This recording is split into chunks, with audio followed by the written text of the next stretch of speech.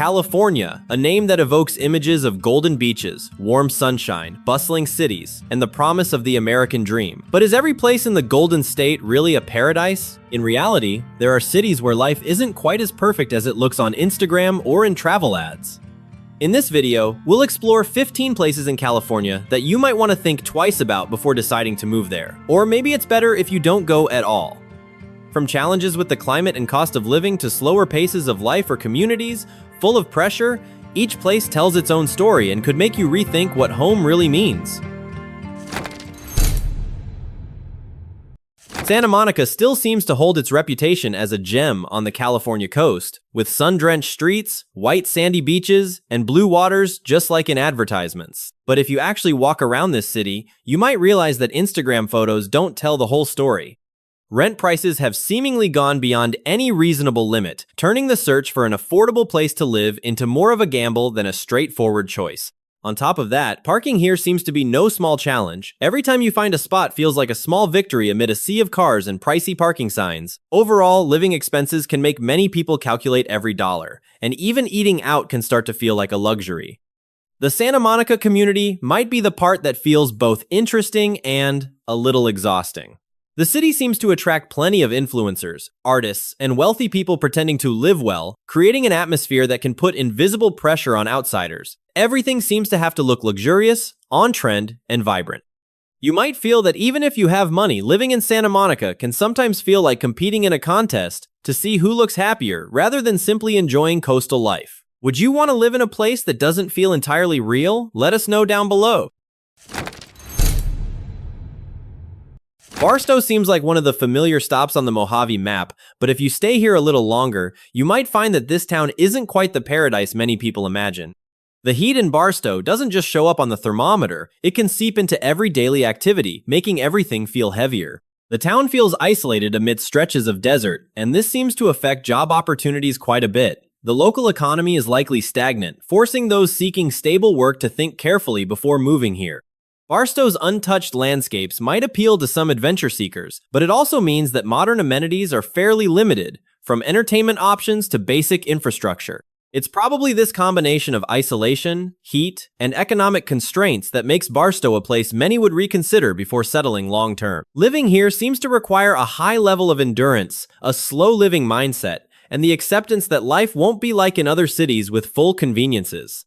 You see, Barstow appears to be a classic example of a place where natural beauty comes with significant challenges. It might attract those wanting a true desert experience, but for most people, it doesn't seem like an easy choice compared to the more relaxed pace and conveniences of coastal or larger urban cities. What do you think? Stick around as we explore more places you might want to think twice about.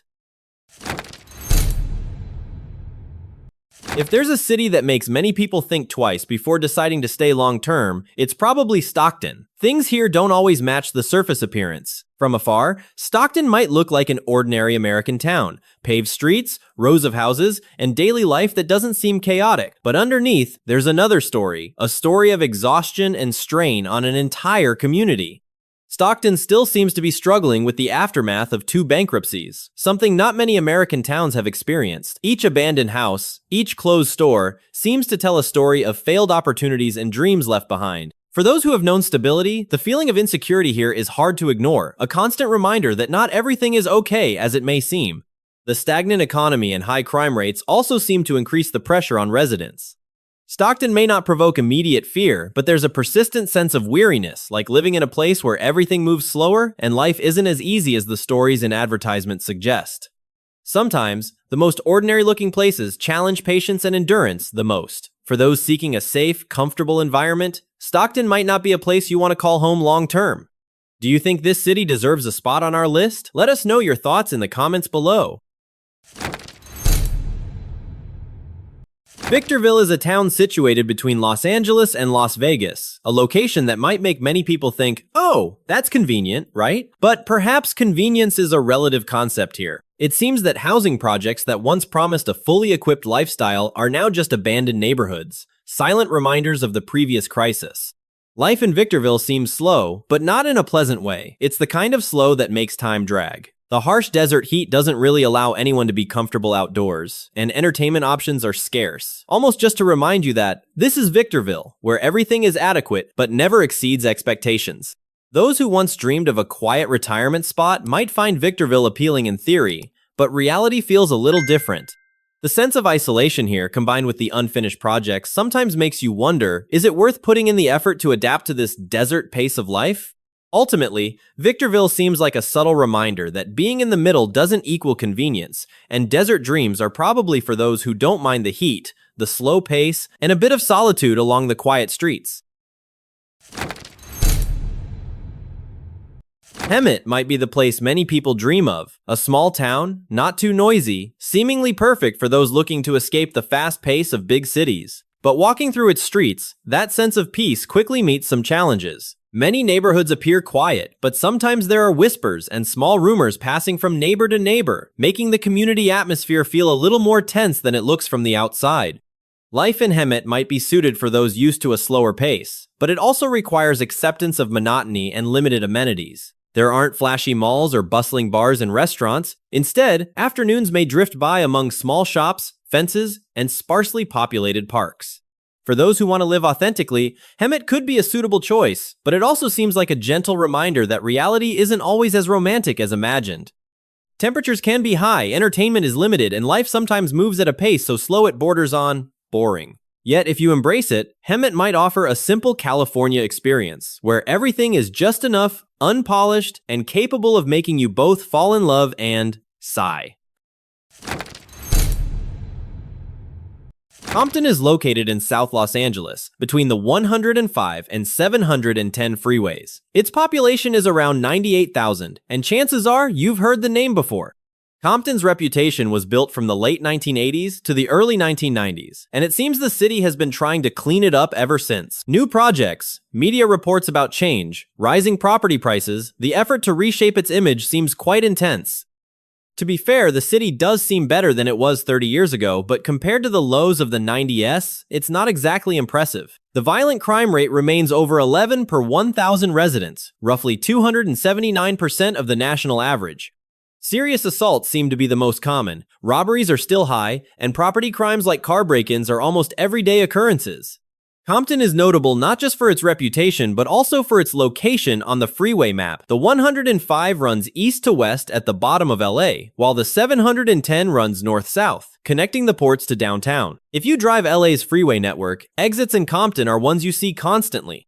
Locals here have probably developed a mental map of where to go and what to avoid, especially after dark. Gas stations along main roads like Wilmington Avenue or Long Beach Boulevard are mostly places to in and out, not to linger. This isn't paranoia, it's just how people here have learned to navigate safely. Of course, Compton also has a real community, many good people, and multi-generational families. But crime statistics haven't quite caught up with the story of a city trying to reinvent itself. And until that happens, the advice from locals remains the same. Be aware of where you are, and don't expect a Compton gas station to feel like one in Irvine. Next, we have San Bernardino. This city sits at the intersection of the 10 and 215 freeways, right in the Inland Empire region. Two of Southern California's busiest freeways cut across the city, and anyone driving through notices it immediately. With a population of around 226,000, the crime stats suggest the city never seems to lack alarming numbers no matter the source. San Bernardino consistently ranks among the top 4 highest-risk cities in the state.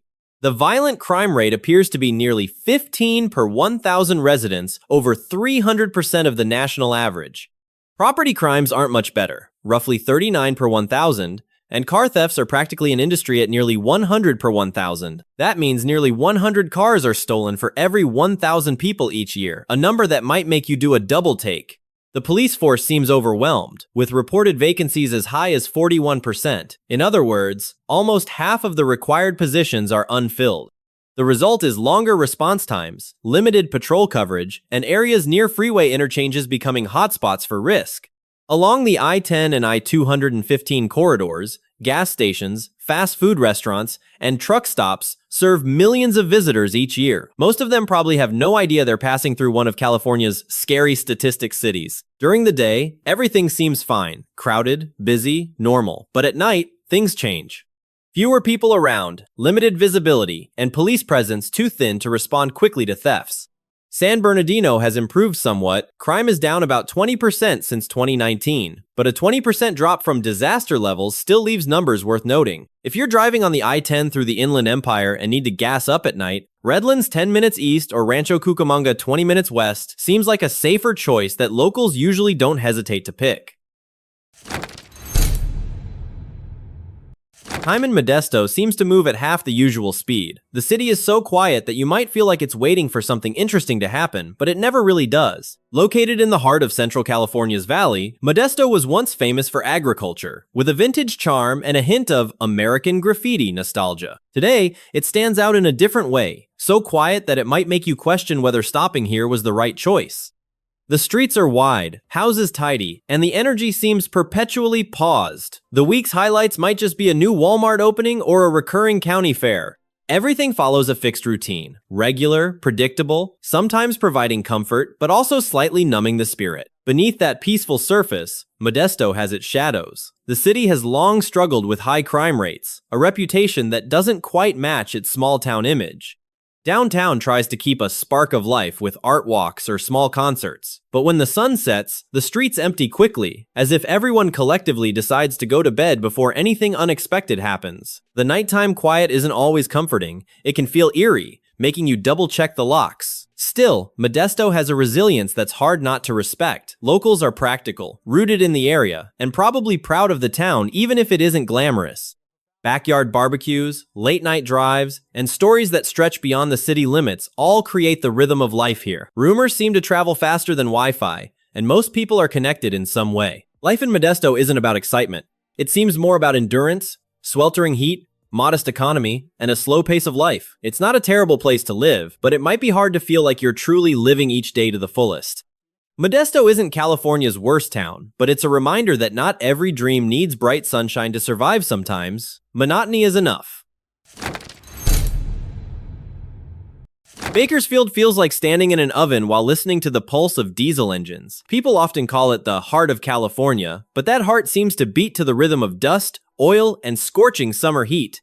The air is thick with smoke and the smell of oil. The night sky sometimes glows orange from refinery lights, and the summer sun doesn't just shine, it attacks. Step outside in July, and it feels like a survival test rather than just a hot day. Locals joke that you don't need a sauna when you can just open your front door. The city doesn't hide its flaws. It wears them like a proud scar, saying, "Yes, this place is harsh, but at least it's honest." The landscape tells the story. Endless fields, oil pumps bowing like mechanical prayers, and highways stretching into the haze. Clearly, this is a working city, but one that seems never to have escaped the growing pains of development. Traffic hums constantly along dusty roads. Fast food chains dominate the horizon, and every few miles you see an old billboard promising coming soon, but it never seems to arrive. There's a strange beauty in the decay here, a raw honesty that California's glossier cities rarely achieve. Culturally, Bakersfield is a mix of grit and determination. It's the birthplace of the Bakersfield Sound, a wave of country music that brought Merle Haggard and Buck Owens to the world, and the echoes of those outlaws still resonate in rundown bars and roadside diners. Yet beneath the music lies a deeper hum, the sound of machinery, trucks, and the quiet persistence of a city working tirelessly just to stay afloat. The air carries the scent of oil, heat, and history, not the sea breeze or pine forests. It might not be the ideal place to live. Do you agree? Let us know in the comments below. Clovis, a town proudly calling itself the gateway to the Sierras, seems more like the gateway to suburban monotony. On paper, everything looks perfect. Clean streets, safe neighborhoods, award-winning schools seemingly competing with one another, but beneath that polished surface, there's a perfection that feels both strange and haunting. Everything here seems arranged with meticulous precision, symmetrical, and almost obedient. Lawns are perfectly trimmed, neighbors smile perhaps longer than necessary, and the local council might react strongly if you paint your fence a wrong shade of beige. Peaceful, yes, but the kind of peace that makes you feel as if everything is quietly watching you back. Walking down any street in Clovis feels like stepping into a simulation of ideal suburbia. Every house looks copied from the same real estate brochure. The community prides itself on order, tradition, and decency, but that pride also seems to make them somewhat allergic to unexpected bursts of spontaneity. Nightlife is practically non-existent. Streets fall silent around 9 p.m., and the loudest sounds you hear might be a sprinkler or a distant air conditioner. For some, this is heaven. For others, it feels more like a meditation retreat with better lighting. Clovis also has wealth, but not the flashy kind of Los Angeles. It's quiet affluence, hidden behind white fences and expansive garages. Residents drive shiny SUVs, flash synchronized smiles, and speak of community values as if competing for a trophy.